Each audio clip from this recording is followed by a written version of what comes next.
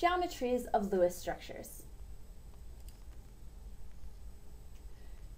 The goal for this video is to use the material that we learned in the VSEPR workshop to determine the geometries of the previously constructed Lewis structures. So these will be those same Lewis structures that we've been working through in this whole video series on what to do with molecules. We just keep building. So first of all, the boring one, nitrogen. So we just have N2. Now here, I just actually put it up to point out that the geometry here isn't really applicable. We tend to only talk about geometries when we're talking about things with at least 3 atoms. So for this one, this isn't something that I would ask you the geometry for. So keep that in mind.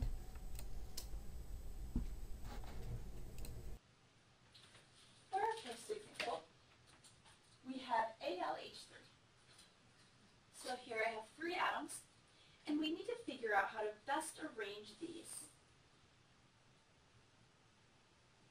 so that they're all equally spaced. So I'll put the first one in. We would play around with this a bit.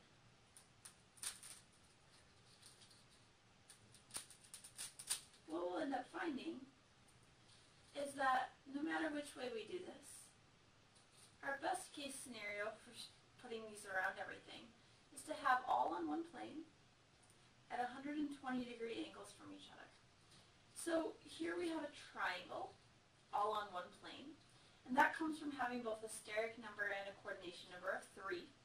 And so since we have a triangle all on one plane, the name of both the electron and the molecular geometry here would be trigonal planar. Okay, for our next example, we have sulfur with 6 fluorides on it. So we need to figure out how do we best arrange 6 atoms around a central atom. So if you should play with this a little bit and convince yourself that this is the case, but what we would want to do is set up a system where everything is directly at 90-degree angles from each other.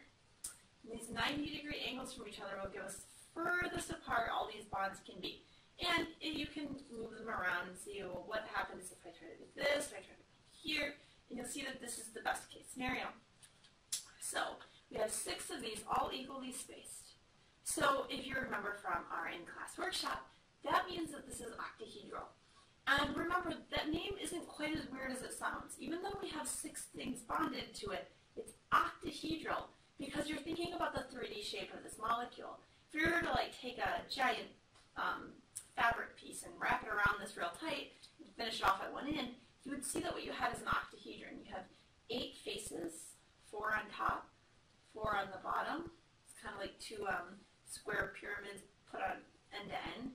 So you have 4 sides on the top, 4 sides on the bottom, gives us an octahedron overall.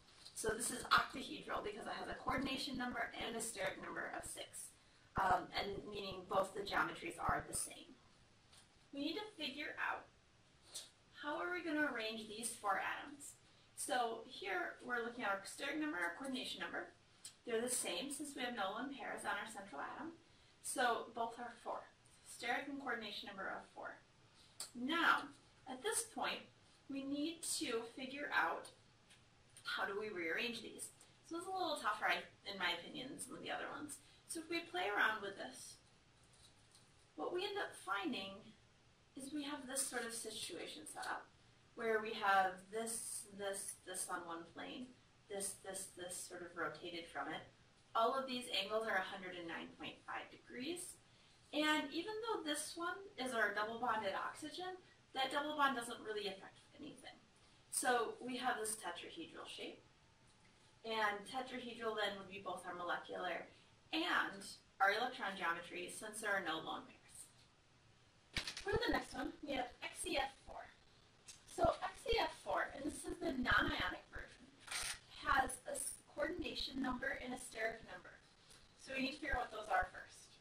So we have 4 things bonded to it, which gives us a coordination number of 4. However, we also have 2 lone pairs, so that gives us our steric number of 6. So when we go to set this up, we start from this geometry, where we have sort of an XYZ coordinate pattern. Now, for right now, I'm just going to have these all be marked as atoms, and why the need to make some decisions.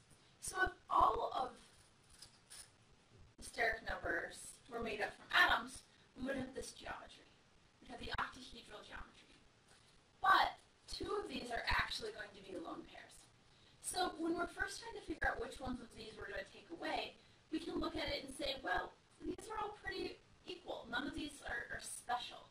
None of these places are different from any of the other ones. So we can remove whichever one we want. So we'll remove that and have a lone pair.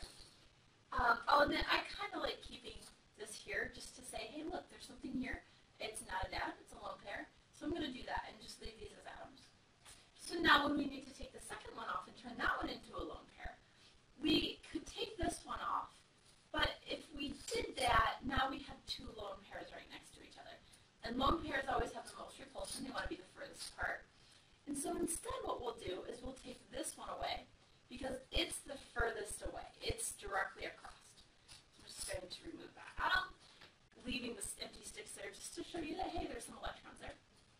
And so this is our coordination number of 4 with our steric number of 6.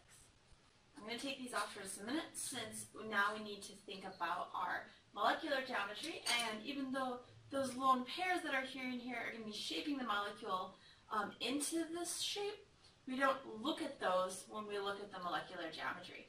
So here, if we turn this up a little bit, you can see that we have a square, and that square is all on one plane. And so, thinking about what we would name that, a square on one plane, molecular geometry would be square planar.